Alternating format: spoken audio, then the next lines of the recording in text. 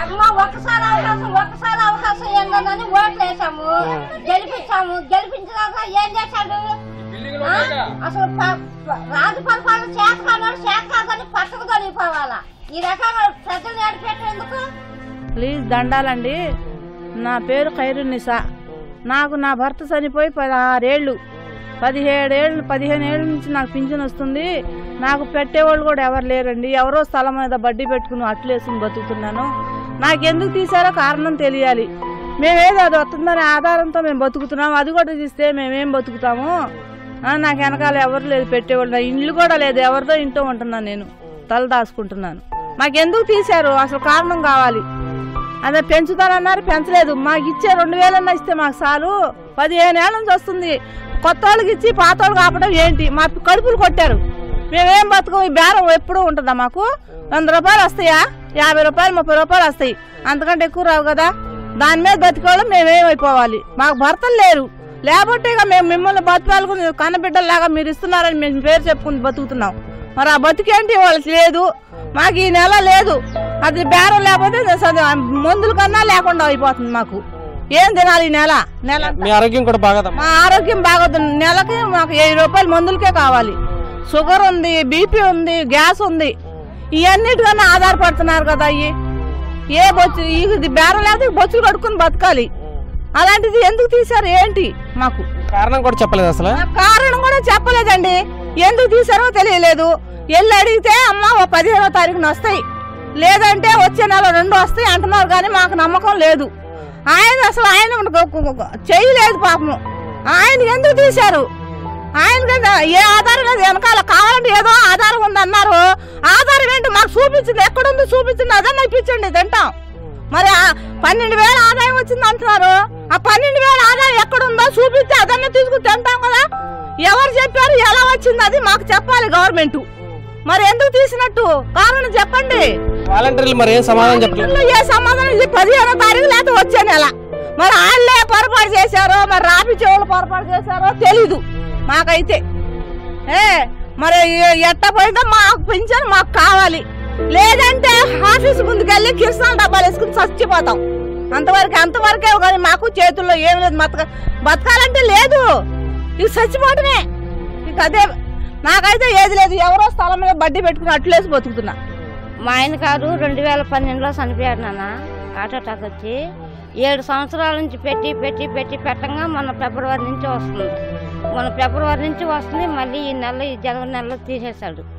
అసలు ఎందుకు తీసేసినట్టు? మాకు ఏం ఆదాయం ఉంది? మేము ఏమైనా పని చేయగలిగే వాళ్ళమా? ఏమైనా పనికి వెళ్ళే వాళ్ళమా? మాకు ఏం సంపాదన ఉంది?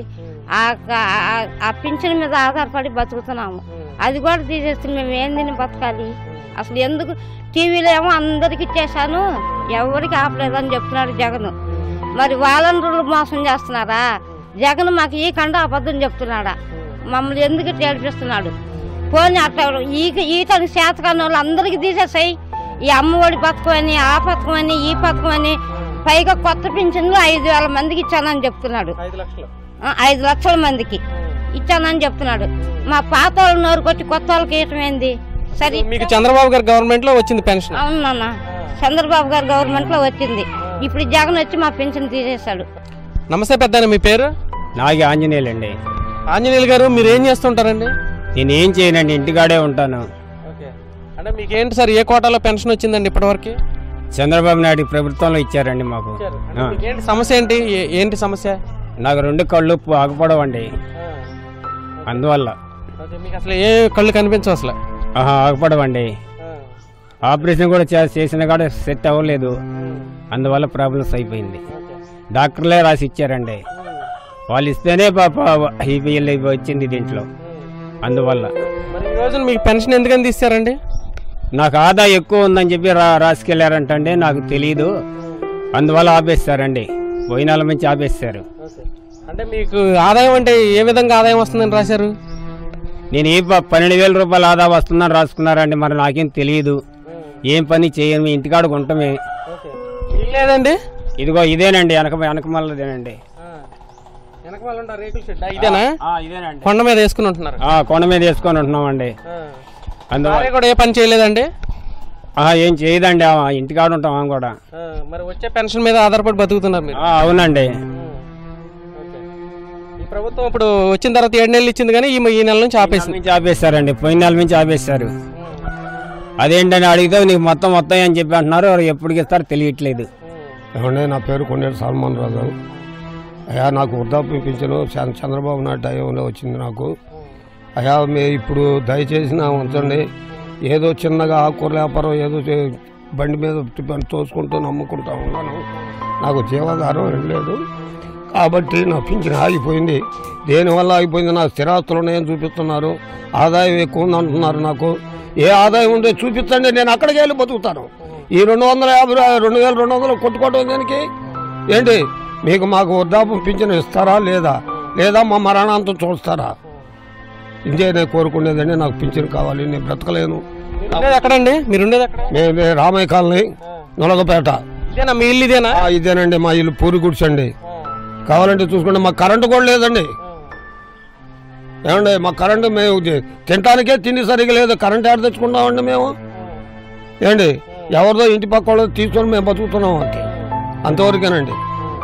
అండి మాకు వృద్ధా పింఛన్ కావాలండి. ఈ ప్రభుత్వం వచ్చిన తర్వాత మా పింఛన్ తీసేశారు.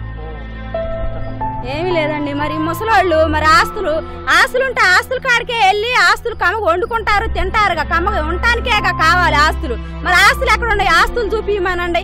ఆస్తుల కాడికే వెళ్ళి మేము ఎక్కడ ఉండయో చూసుకొని మరి అయ్యేదంటే కూర్చుంటారు కదా. మరి బిల్డింగులు ఉన్నాయి అంటున్నారు. ఏ బిల్డింగ్ ఉంది? ఎక్కడ ఉంది బిల్డింగు? ఆ బిల్డింగ్ చూపించమనండి. ఈ పాకల్లో ఉంటాం ఎందుకు?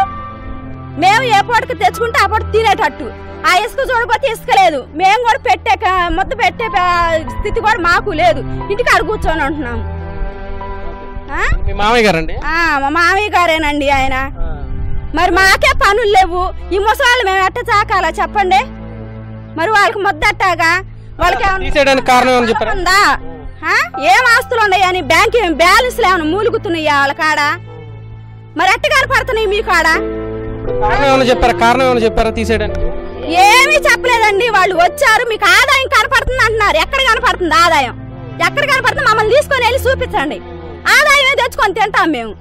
అంతేగాని మీ ఇష్టాసారంగా మా కారు కనపడుతుంది, ఏడు కనపడుతుంది అని చెప్పి తీసేయటం ఏంటండి? ఆయన పేదోళ్ళ కొట్టేది. ఉండాలికి అన్ని వచ్చేస్తున్నాయి. వాళ్ళకి అన్ని సదుపాయాలు చేస్తున్నారు. ఏమి లేని వాళ్ళకి అటు చేస్తే అట్టాగా అది వాళ్ళకు ఉసిరే కదా. ఉండాలికి చేయాలిగా, ఉండాలికి తీసేయాలి. కానీ లేని వాళ్ళకి ఏదైనా సహాయం చేయండి. అది ఈ గుడిసేనండి, ఇంకా వేరేది ఏమీ లేదు. ఆ గుడిసెలో వానకి తడుతా, ఎండకి ఎండుతా, ఈ గుడిసెలోనే పడి ఉంటారు వాళ్ళు. నాకు వెనకేది ఆస్తి ఆదాయం ఉందని తీసేశారు స్వామి. నేను పని చేసుకొని ఆ పింఛన్ డబ్బులతో ఆధారపడి బతున్నాను. నేను ముసలమ్మ ఏం పని చేయలేదు, నేను ఏ పనికి వెళ్ళలేను. నాకు ఎక్కడుంది ఆదాయం? చూపించమనండి ఆదాయం. ఆ ఆదాయం తెచ్చుకుని నాకు బ్యాంక్ అకౌంట్ ఉందా? నాకు ఒక వ్యాపారం ఉందా? అది నేను పని చేసుకొని బతకగలుగుతానా? నాకేముందని తీసేశారు బాబు.